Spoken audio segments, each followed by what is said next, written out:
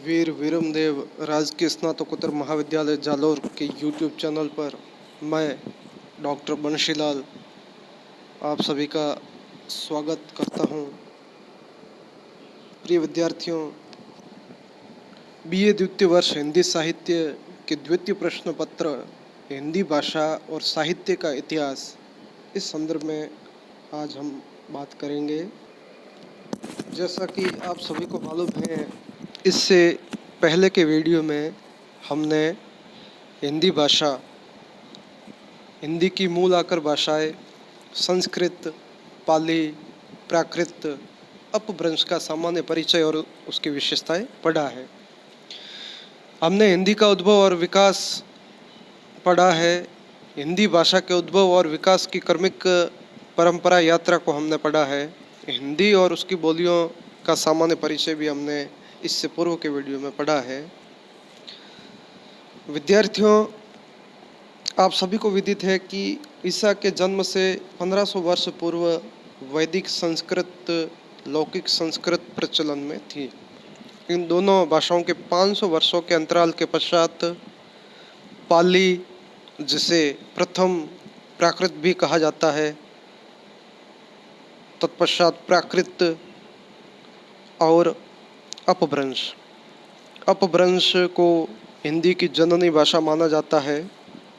तो इस तरीके से वैदिक संस्कृत से लौकिक संस्कृत और लौकिक संस्कृत से पाली, पाली से प्राकृत और प्राकृत से अपभ्रंश और अपभ्रंश से हिंदी का वर्तमान स्वरूप ये हमारे सामने आया है। अपभ्रंश भाषा को हिंदी की जननी भाषा माना जाता है। अपभ्रंश के 7 स्वरूप मोटे तौर पे हमें देखने पढ़ने को मिलते हैं, जिसके अंतर्गत आर्य भाषाओं का विकास हुआ है। तो अपभ्रंश के 7 स्वरूप के अंतर्गत सबसे पहला जो रूप है वो है शौर सैनी अपभ्रंश। शौर सैनी अपभ्रंश से राजस्थानी, पश्चिमी हिंदी और गुजराती भाषा का विकास हुआ है। जैसा कि स्क्रीन पे आप देख रहे हैं, शौर सैनी अपभ्रंश के पश्चात पैशाची अपभ्रंश का स्वरूप और इस अपभ्रंश में पंजाबी भाषा का विकास हुआ है। इसी तरीके से ब्राचड़ विकसित आर्य भाषाओं के रूप में सिंधी भाषा उभर के आई। खस अपभ्रंश से पहाड़ी आर्य भाषा, महाराष्ट्री से मराठी, जैसा कि नाम से स्पष्ट है मराठी, अर्धमागधी से पूर्वी हिंदी और मागधी से बिहारी, जो बिहार क्षेत्र में बोली जाती है, उड़िया, जो उड़ीसा क्षेत्र में बोली जाती है, बांग्ला और असमिया आर्य भाषाओं का विकास हुआ। विद्यार्थियों, हिंदी का उद्गम मूलतः शौर सैनी अपभ्रंश से हुआ है और आप सभी जानते हैं कि अपभ्रंश का प्रयोग 12वीं सदी तक प्रचलन में रहा है। शौर सैनी साहित्य की प्रमुख भाषा रही है और सरहपा, स्वयंभू, देवसेन, पुष्पदत्त इत्यादि प्रमुख कवि रचनाकार रहे हैं। हिंदी भाषा के प्रारंभ की यदि बात करें तो हिंदी भाषा का प्रारंभ लगभग 1000 ईस्वी से माना जाता है। विद्यार्थियों, जैसा कि आप सभी जानते हैं कि हिंदी की 5 उपभाषाएं हैं और हिंदी भाषा को 18 बोलियों में व्यक्त किया गया है। कुल मिलाकर के 5 उपभाषाएं और 18 बोलियां। इस संदर्भ में हमने कल इससे पहले के वीडियो में भी बात की थी और आज भी हम विस्तार से पढ़ेंगे। इससे पहले ये जानना आवश्यक है कि दिल्ली, हरियाणा, राजस्थान, हिमाचल प्रदेश, उत्तर प्रदेश, उत्तरांचल, मध्य प्रदेश, झारखंड, बिहार और छत्तीसगढ़ ये हिंदी भाषी क्षेत्र है। हिंदी की प्रमुख 5 उपभाषाओं के अंतर्गत पश्चिमी हिंदी, जिसका विकास हमने पहले पढ़ा शौर सैन्य अपभ्रंश से माना जाता है। दूसरा रूप है पूर्वी हिंदी, जिसका विकास अर्धमागधी से माना जाता है। फिर राजस्थानी, जिसका उद्भव शौर सैन्य अपभ्रंश से माना जाता है। तत्पश्चात पहाड़ी उपभाषा, जिसका उद्भव खस अपभ्रंश से माना जाता है। इसके बाद बिहारी उपभाषा, जिसका उद्भव मागधी अपभ्रंश से माना जाता है। विद्यार्थियों, पश्चिमी हिंदी के अंतर्गत ब्रज भाषा, खड़ी बोली जिसे कोरवी भी कहा गया है, बांगरू जिसे हरियाणवी भी कहा गया है, बुंदेली और कन्नौजी बोलियां आती है। इसी प्रकार से पूर्वी हिंदी के अंतर्गत अवधी, बघेली और छत्तीसगढ़ी, और राजस्थानी के अंतर्गत मारवाड़ी, मेवाती, मालवी और ढूंढाड़ी। पहाड़ी उपभाषा के अंतर्गत नेपाली, गढ़वाली और कुमायूनी। इसी प्रकार से बिहारी उपभाषा के अंतर्गत मैथिली, मगही और भोजपुरी। अब जो प्रमुख बोलियां हैं वो कहाँ कहाँ बोली जाती है, किस क्षेत्र में बोली जाती है, उस संदर्भ में अपन बात करेंगे। सबसे पहले और प्रसिद्ध लोकप्रिय बोली है खड़ी बोली, जिसका उद्भव पश्चिमी हिंदी से माना जाता है। विद्यार्थियों, खड़ी बोली मेरठ, बिजनौर, रामपुर, सहारनपुर, देहरादून, मुरादाबाद, मुजफ्फरनगर, मेरठ इत्यादि क्षेत्रों में बोली जाती है। ब्रज भाषा, जैसा कि आप सभी जानते हैं कि ब्रज भाषा भक्तिकाल और रीतिकाल में विपुल साहित्य का सृजन हुआ इस भाषा में। तो मथुरा, आगरा, अलीगढ़, फिरोजाबाद, बदायूं, बरेली, बुलंदशहर, मैनपुरी और एटा क्षेत्र में यह भाषा बोली जाती है।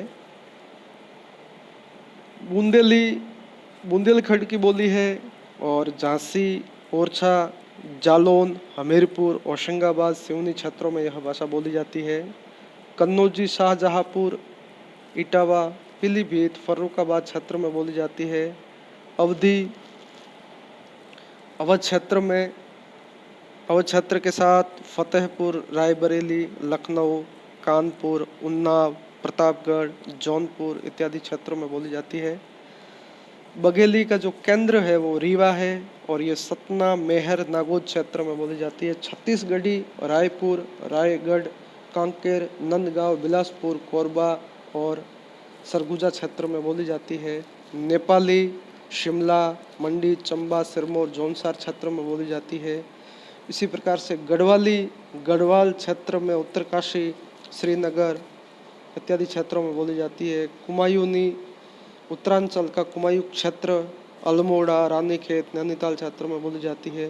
भोजपुरी वाराणसी, गोरखपुर, जौनपुर, गाजीपुर, देवरिया, बलिया, बस्ती, शाहाबाद, सारण और चंपारण क्षेत्र में बोली जाती है।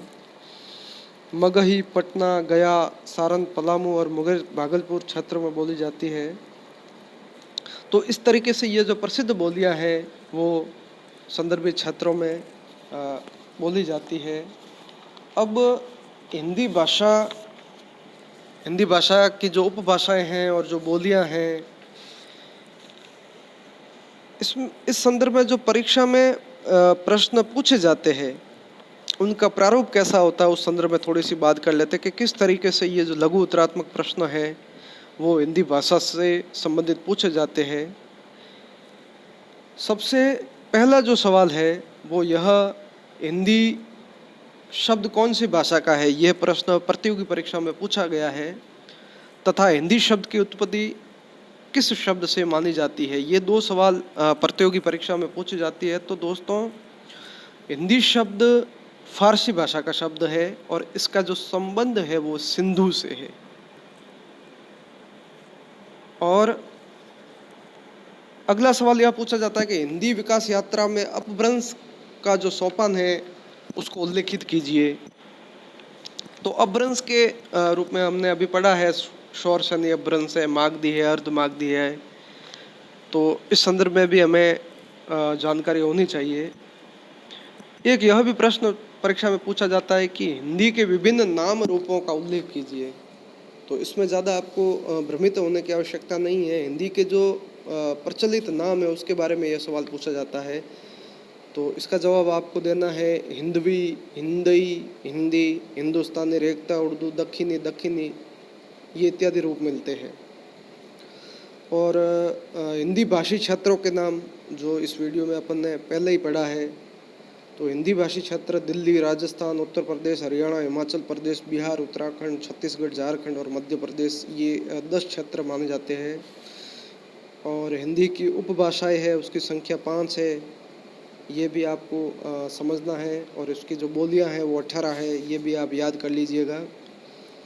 इसके साथ ही जो उपभाषाएं हैं, प्रत्येक उपभाषा में कौन कौन सी बोलियां आती है, जैसे कि पश्चिमी हिंदी में कौन सी आती है, पूर्वी हिंदी में कौन सी आती है, राजस्थानी में कौन सी है, तो ये आप है जो इसको सही तरीके से और विस्तार से, विस्तृत रूप से इसको आप याद कीजिएगा, ताकि आपको परीक्षा में इन लघुतरात्मक प्रश्नों का फ़ायदा मिल सके।